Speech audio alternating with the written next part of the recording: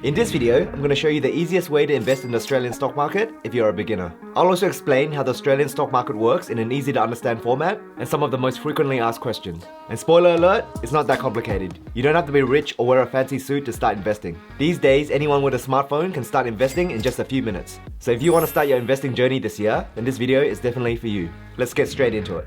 So what is the stock market? The stock market is a place where people buy and sell shares of a company. A share represents a part ownership of a company. For example, say this pizza represents the shares of a company. Each slice equals 12.5% of the company. So purchasing a single slice means owning 12.5% of the entire pizza or company. Take Woolworths, a well-known Australian company listed on the Australian stock market, as an example. To find out the number of shares available, check their shares outstanding. Currently, it's at 1.22 billion, indicating that Woolworths has 1.22 billion shares already issued and held by investors. So that's the total amount of shares that Woolworths has out there. If you purchase even one share of Woolworths, you become a part owner of the company. Now this does not mean you can simply walk into Woolies and help yourself to some free Vegemite. But it does mean if Woolworths performs well, you will directly benefit because the value of your shares usually increases as more people buy them. However, if Woolworths underperforms, the share value may decrease as more investors are likely to sell. The good news is, as a Woolworths shareholder, you do not have to manage anything. You are simply a part owner and you can let Woolworths management team work hard to ensure they are profitable year over year. To invest in a company's shares, it must be publicly listed. Many countries have their own stock market that contains all the public companies from that country. This video is focused on Australia, so all the Australian publicly listed companies are available for purchase on the Australian Securities Exchange, or ASX for short. This is the official name of the Australian stock market. Let's quickly have a look at the top 50 companies on the ASX by market cap. A market cap represents the total dollar market value of a company's outstanding shares of stock. So essentially, it's a measure of how much a company is worth from their shares. So currently, the top company in Australia is BHP, followed closely by CBA and CSL. Then you have a bunch of familiar looking banks and mining companies. You probably recognize a lot of these names, and you can choose to invest in any of these companies if you wish. How to make money from stocks. There are typically two main ways to make money from stocks. The first is when the share price increases. For example, if you purchase 10 shares of VAS at $90 per share, totaling $900, and a year later the price per share increased to $100, your total investment will be worth $1,000. Selling all 10 shares at this point will yield a profit of $100. The share price increases when there are more people trying to buy the stock versus people trying to sell the stock. So it's basically supply and demand. Several factors can contribute to this, such as the company reporting good profits or the economy doing well as a whole. The second way to make money from stocks is through dividends. Some stocks or company pay a dividend as a reward for investing in them. When you invest in a company, you become a small part owner and may receive a portion of the company's profits as dividends. For example, VAS, which tracks the top 300 Australian companies, receives dividends from many of these companies. These dividends are then passed on to the investor, which is you. In Australia, companies usually pay dividends twice or 4 times a year. However, it's important to note that not all stocks pay dividends. Even if a company is profitable, there is no law that says they must pay dividends. It's entirely at the company's discretion. So why should you invest? One word: inflation. Inflation refers to the rate at which the general cost of goods and services increases over time. In other words, the same amount of money today will buy fewer goods and services in the future. For example, I remember when I first came to Australia as a child 30 years ago. Back then, a Big Mac cost around $2. Today, that same Big Mac costs nearly $8. That's a 4x increase over 30 years. Now think about how much a Big Mac will cost in another 30 years. Many people who do not invest usually leave their money in a bank account earning minimal interest. However, over time, that money gradually loses value because the interest you receive from the bank will never exceed the inflation rate. Inflation diminishes the purchasing power of your money over time, like we found out from that Big Mac example. Investing your money offers the potential to earn returns that outpace inflation, thereby preserving and even enhancing your purchasing power in the long run. I once read a quote somewhere when I was young that stated, "Cash is safe in the short term, but cash is risky in the long term." This really resonated with me when I was young because it transformed my perception of money. In the short term, cash is king because it provides immediate financial security. However, if you hold onto it for too long, the value will depreciate. You can also apply the same logic to this quote: investing is risky in the short term, but investing is safe in the long term. This quote is saying the stock market is unpredictable in the short term due to a number of variables outside our control, making the price go up and down. However, historical data shows the Australian and US stock markets have both consistently gone up in the long term. This article from Vanguard states that the Australian stock market has averaged a 9.2% annual return over the last 30 years, and the US market averaged 10% per year over the same period. While future performance is not guaranteed, at least these historical trends offer a degree of assurance. What to do before investing. Before you start investing, please make sure you do these two things. Firstly, pay off all high interest debts. These include things like credit card and personal loans, and essentially any loan that isn't a home loan. These debts often carry interest rates of 10% or more. Some credit cards charge up to 20%, which I find absolutely insane. So please make it a priority to pay them off. Paying off debt offers a tax-free guaranteed return, unlike the stock market. For example, paying off a credit card debt with 15% interest means you actually save that entire 15%. However, if you invest in stocks, even if you earn 10% annually, you'll still need to pay taxes on those gains when you sell. And that 10% per year is not guaranteed. And the second thing you need to do before investing is set up an emergency fund. This fund is a dedicated savings account for unexpected expenses or financial emergencies such as losing your job, your car breaking down, or getting a large medical bill. It should cover at least 3 to 6 months of living expenses, including housing costs, groceries, and utilities. Basically, everything you need to survive. I like to refer to an emergency fund as insurance against bad luck. When life hits you in the face, and trust me, it will at some point, at least then you'll have something to protect you. You may not think it will happen to you until it does. And then what? Imagine you suddenly lost your job today and had zero money in the bank to pay for your expenses. It would make a sucky situation even suckier. So just trust me on this one, guys. Please go build an emergency fund if you haven't done so already. Individual companies versus ETFs. As a beginner, there are two types of stocks that you should know about: individual stocks and ETFs. Individual stocks represent publicly listed companies like CBA, Woolworths, Apple, or Tesla. When you buy shares in these companies, you essentially become a part owner. Individual stocks can be broken down into different subcategories. Please refer to the on-screen table summarizing some popular stock types. Investing in individual stocks require a good deal of research and practical experience. It is usually suited for more experienced investors and it involves more risk. If the company goes bankrupt, then the stock will usually go to zero and you'll likely lose all your money in the stock. So beginners should usually avoid individual stocks at first until they develop a sound knowledge of how the stock market works and how to research a stock. Exchange-traded funds, or ETFs for short, are also very popular, especially among beginners in Australia. An ETF represents a collection of companies under one stock. They function like any other stock you can buy or sell on the stock market. By purchasing a single share of an ETF, you become a part owner of many companies. Let's revisit our pizza analogy to help illustrate this concept better. Imagine this pizza that has been sliced into 8 equal pieces. Each slice of this pizza represents a company in the market. You could choose to buy just one slice of the pizza, which would equate to investing and owning a stake in just one company. Or you could instead buy the entire pizza. In doing this, you would essentially be investing in all 8 companies represented by each slice. It's like expanding your portfolio to include a more diverse range of companies, rather than putting all your eggs, or in this case, your investment, in one basket. Typically, an ETF tracks an index measuring the performance of a stock market or a portion of it. You may have heard of the term index funds. In Australia, the simplest way to invest in an index fund is through an ETF that mirrors the index. For example, VAS is a popular ETF that tracks the ASX 300 index, which contains the top 300 Australian companies listed on the ASX. This ETF represents around 97% of the Australian stock market. So instead of selecting individual Australian companies to invest in, you could just invest in an ETF that tracks nearly all of Australia.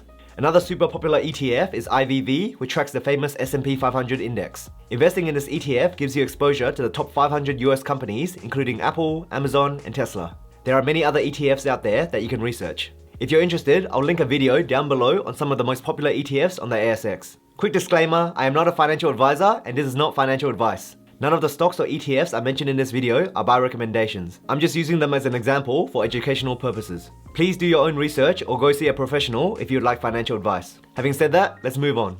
What should you invest in?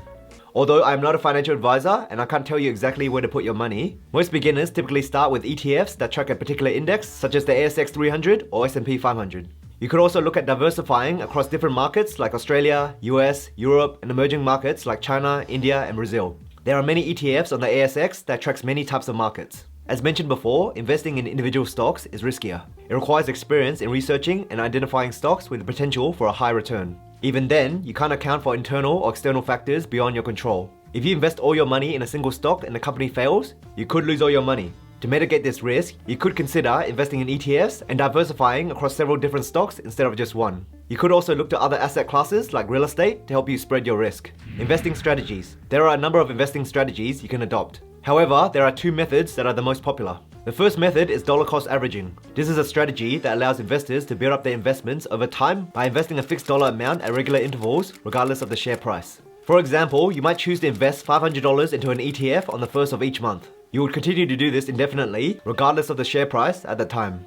This way, more shares are purchased when prices are low and fewer shares are bought when prices are high.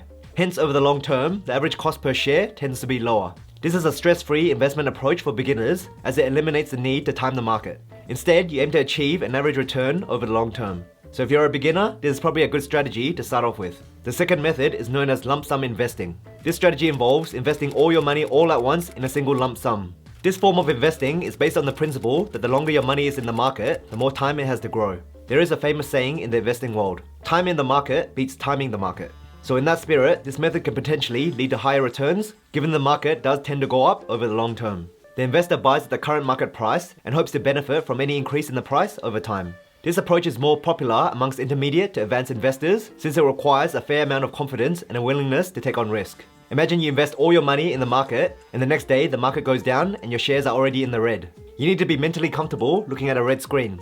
It's a strategy best suited to those who have a good understanding of the market and are comfortable with taking on higher risk. According to the study by Vanguard, interestingly, lump sum investing normally outperforms dollar cost averaging most of the time, although both methods outperform sitting on cash most of the time. Australian stocks versus US stocks. So should you invest in the Australian market or the US market? Look, I'm a proud Aussie, but our stock market only makes up 2% of the entire global stock market, whereas the US stock market makes up around 60%. That does not mean you have to invest in the US. Aussie investors have done just fine investing in Australia for the last 30 years. However, it is something to consider because as I mentioned earlier, this Vanguard article shows that the US market has returned 10% per year on average, which slightly outperformed Australia, who averaged 9.2% per year in that same time period. And since I don't have a crystal ball, I have no idea which market will outperform the other in the long term. What I do know is I believe in the Australian market and I also believe in the US market. So personally, I invest in both markets for the long term. Picking an online broker. To invest in the Australian stock market, you need to sign up to an online brokerage account. There are many online brokers in Australia, all offering reasonable services. However, not all brokers were made equal, with some offering better features than others. I currently use Moomoo because it ticks off 3 key requirements I look for in a good Aussie online broker. 1. CHESS sponsorship. This means I directly own the shares I purchased under my own name. This provides additional security in the unlikely event that the broker goes out of business in the future. Not saying it's going to happen, but it lets me sleep better at night. 2. Low brokerage fees. Moomoo charges only $3 per trade, which is one of the lowest rates available in Australia. 3. Ability to invest in US shares. The convenience of investing in the US market from the same app is a great feature to have. Moomoo also offers one of the lowest fees in Australia for trading US stocks, making it a good all-in-one investing app. And the good news is, since Moomoo is relatively new to Australia, they still offer a juicy sign-up bonus. Currently, if you sign up using the link in the description, you'll receive up to 10 random free stocks, $2,000 brokerage free cards for both Aussie and US stocks for 30 days, which basically gives you free brokerage fees during your first month. You also get 6.8% annualized interest on your uninvested cash up to $100,000 for 180 days. This offer is a great deal for beginners looking to start investing without incurring fees in the first month. Please note, terms and conditions do apply, so please go check it out before deciding. I can't guarantee how long this offer will last, so if you're interested, use the link down below to sign up and claim the free rewards on screen. The sign up process only takes a few minutes. How to buy your first stock. I will now quickly show you how to buy your first stock on the Moomoo app just to demonstrate how easy it is. I have a more detailed video available which I'll link in the description, but for now let's dive right into the Moomoo app. Here's what the Moomoo app looks like. Let's say you want to buy 10 shares of VAS. You'll need to search for VAS under the Markets tab. So here it is, let's open it up. Now don't get intimidated by all these numbers and charts. It will all make sense once you take the time to learn it. For now, let's click on trade and then buy. Change the order type to market. This is the easiest method to buy as it automatically buys at the current market price, which is roughly $98 per share. Let's enter 10 for the quantity. You'll then see the approximate amount you'll need to pay. Click on this dollar symbol to check the brokerage fee, which in this case is $3. Click buy and you'll see an order detail. Confirm all the information is correct, then hit the confirm button. And that's it, the buy order should be processed immediately. And congratulations, you just purchased your first stock. Of course, there are many other ways to buy, like setting a lower price you want to buy at. And for a more detailed guide on buying stocks, check out the video linked below. Let's now talk about tax on your stocks. There are 2 main types of tax you need to be aware of when investing in stocks in Australia. The first is capital gains tax. This is the tax you must pay on the profit you make when selling your shares. For instance, going back to the previous example, if you bought 10 shares of VAS for $90 per share and sold all 10 shares at $100 each in less than a year, then you will pay capital gains tax on your $100. This $100 will be added to your taxable income and you'll be charged your marginal tax rate. If you wait 12 months or more to sell your shares, then you'll receive a 50% capital gains discount. So in that scenario, you'll only pay tax on $50. If you sell the shares for a loss, so let's say at $80 each and make a $100 loss, you can offset the loss with your capital gains. For example, you make a profit of $150 on the sale of stock A, but make a $100 loss on the sale of stock B. You will then only pay tax on $50 since they net off. However, you cannot use the capital loss to reduce your taxable income. You can only use it to offset any current or future capital gains. If you don't have any capital gains for the year, you can carry the losses into next year. This is known as carry forward losses. The second tax is a tax on dividends. In Australia, you must pay tax on any income you receive, including dividends. Even if you set up a dividend reinvestment plan to automatically reinvest your dividends, you will still pay tax on it. Your total dividends will be added to your taxable income and you will be charged your marginal tax rate. By the way, if you're enjoying this video or found it useful, comment the words down under, down below so I know who you are. And if you're new around here, what are you waiting for, mate? Hit that subscribe button and join this amazing community. Also, please consider signing up to my free newsletter, Aussie Money Club, where once a week I'll send you some money tips, any important news in the market, or any cool life updates from me. If you're interested to learn more about how to buy your first stock or ETF, then check out this video on screen where I show you how to buy your first stock or ETF in Australia as a beginner. And as always, thank you for watching, I appreciate you, and I'll see you in the next video.